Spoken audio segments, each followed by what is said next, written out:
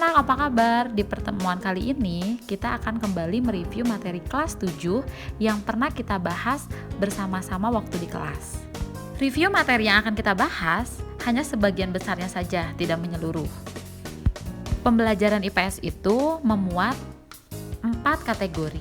Ada geografi, sosiologi, ekonomi, dan sejarah. Yang akan kita bahas pertama yaitu geografi.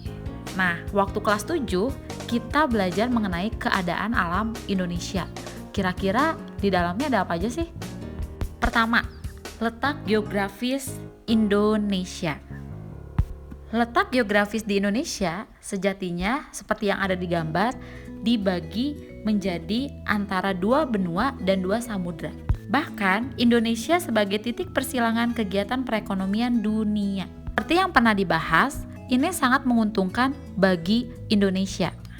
Nah, kemudian letak astronomis merupakan letak suatu wilayah yang berkaitan dengan garis bujur dan garis lintang. Satu keuntungan dari letak astronomis di Indonesia ada yang namanya pembagian waktu. Dan Indonesia terbagi menjadi 3 waktu. Waktu Indonesia Barat, waktu Indonesia Tengah, dan waktu Indonesia Timur. Selanjutnya yang ketiga, letak geologis wilayah Indonesia. Indonesia terletak di antara 4 lempeng. Ada lempeng Eurasia, lempeng Pasifik, lempeng Filipina, dan lempeng Hindia Australia. Selanjutnya kita masuk ke keadaan alam Indonesia. Berbicara mengenai iklim di Indonesia ini terbagi menjadi beberapa tipe yang menurut Koppen yang pernah kita bahas. Ada tipe AF, ada tipe AM, ada tipe AW. Karena Indonesia terletak antara 6 derajat lintang utara sampai 11 derajat lintang selatan, dan ini mengakibatkan Indonesia terletak di daerah tropis. Indonesia memiliki 2 musim, musim panas dan musim kemarau. Pergantian musim ini terjadi 6 bulan sekali. Selain letak astronomis memberikan keuntungan dalam pembagian waktu, letak astronomis juga memiliki keuntungan mengakibatkan sebagian besar flora dan fauna dapat tumbuh berkembang. Kemudian sebaran fauna di Indonesia ini terbagi menjadi 3. Kalau kalian masih ingat, itu ada fauna asiatis, fauna australis, dan fauna peralihan atau Wallace. Dan kita juga pernah membahas mengenai konektivitas antara ruang dan waktu. Contoh kecilnya misalkan kalian di rumah belajar dari pukul 7 sampai pukul 11. Nah, itu menunjukkan konektivitas antara ruang dan waktu. Selain itu juga kita pernah membahas tentang sumber daya alam, kemudian potensi sumber daya alam, keadaan penduduk Indonesia bagaimana. Oke, selanjutnya kita masuk ke bagian sosiologi. Nah, di bagian sosiologinya kita pernah belajar juga mengenai interaksi sosial. Interaksi sosial itu merupakan hubungan antara manusia dengan manusia yang lain dan mereka itu saling mempengaruhi. Nah, interaksi sosial dibagi menjadi beberapa. Ada macam-macam interaksi sosial, syarat terjadinya interaksi sosial, kemudian faktor pendorong interaksi sosial, dan bentuk-bentuk dari interaksi sosial. Contoh kita ambil poin yang ketiga, faktor pendorong interaksi sosial itu di dalamnya ada imitasi, sugesti, simpati, dan identifikasi. Contohnya misalkan simpati. Simpati itu kita merasakan apa yang orang lain rasakan. Kemudian juga kita pernah belajar mengenai lembaga sosial. Sosial itu berarti sistem tata kelakuan atau hubungan yang berpusat pada aktivitas-aktivitas untuk memenuhi berbagai macam kebutuhan.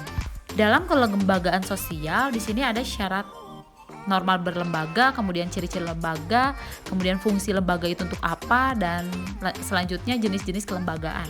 Kita ambil contoh jenis kelembagaan sosial, misalkan lembaga pendidikan. Yang pernah kita bahas juga, lembaga pendidikan itu dibagi menjadi 3. Ada lembaga pendidikan formal, ada non-formal, dan informal. Oke, baiklah, selanjutnya kita masuk ke bagian ekonominya. Nah, pernah kita bahas juga waktu di kelas mengenai kegiatan pokok ekonomi. Kegiatan pokok ekonomi ini kegiatan yang kita lakukan sehari-hari. Jadi, kegiatan pokok ekonomi itu dibagi menjadi 3, konsumsi, produksi, dan distribusi. Poin yang pertama, faktor-faktor yang mempengaruhi konsumsi. Kalau waktu itu di kelas, kita pernah mengkaji satu-satu. Pertama, pendapatan. Kemudian, di sini ada yang kedua, ketersediaan harga barang dan jasa. Selanjutnya yang ketiga, ada yang namanya kondisi fisik. Kemudian yang keempat ada tingkat pendidikan. Kalau pendidikannya semakin tinggi, otomatis biaya yang harus atau keperluan yang harus kalian penuhi juga akan semakin banyak. Kemudian juga sikap hidup, ada yang boros dan yang irit. Dan yang terakhir, kita bisa lihat jumlah anggota keluarga. Kalau jumlah anggota keluarganya sedikit, kebutuhan pun akan sedikit. Tapi kalau jumlah anggota keluarganya banyak, kebutuhannya pun akan banyak. Selanjutnya kita masuk kepada bidang-bidang produksi. Bidang-bidang produksi itu memuat ada bidang produksi agraris, ekstraktif, industri, perdagangan, dan bidang produksi yang bergerak dalam jasa. Contohnya kita ambil bidang produksi jasa seperti guru, kemudian jasa salon, jasa perhotelan. Nah, itulah yang bergerak di bidang jasa. Terakhir adalah distribusi. Secara garis besar, pengertian distribusi itu berarti menyalurkan suatu barang atau produksi yang sudah dihasilkan. Distribusi ini dibagi menjadi 3 cara. Distribusi secara langsung, semi langsung, dan tidak langsung. Contoh dari distribusi semi langsung misalkan penyaluran barang dan jasa dari produsen kepada konsumen melalui perantara. Kemudian di bagian ekonomi juga kita pernah membahas mengenai permintaan dan penawaran, bahkan kita juga pernah berangan-angan dan pernah juga berbicara tentang kewirausahaan. Seandainya kalian menjadi wirausaha, apa yang akan kalian lakukan? Dan yang terakhir adalah materi sejarah. Di sini saya akan mencoba mereview kembali materi sejarah. Kita pernah membahas mengenai kehidupan pada masa praaksara. Kehidupan pada masa praaksara yang pertama itu secara geologis. Dan ini dibagi menjadi 4. Arkeozoikum. Nah, di sini Arkeozoikum itu belum ada tanda-tanda kehidupan. Kemudian Paleozoikum sudah mulai munculnya binatang-binatang reptil. Kemudian Mesozoikum sudah mulai tumbuhnya binatang besar atau hewan besar beserta tumbuh-tumbuhan. Dan yang terakhir Neozoikum atau Kenozoikum. Nah, inilah paling penting. Mengapa? Karena disinilah mulai munculnya manusia. Selanjutnya kita masuk ke zaman arkeologis. Jenis dari zaman ini dibagi menjadi 2, zaman batu dan zaman logam. Zaman batu itu dibagi menjadi 4.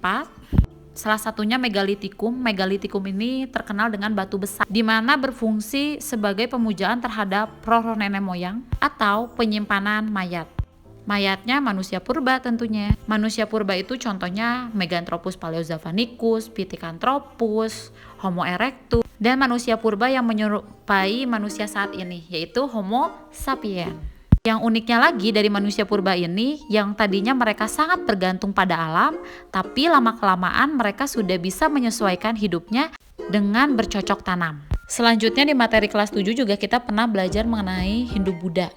Dan yang terakhir itu adalah masuknya agama Islam ke Indonesia. Baiklah, sampai sini review materi kita mengenai pembahasan di kelas 7 yang pernah kita pelajari bersama. Terima kasih.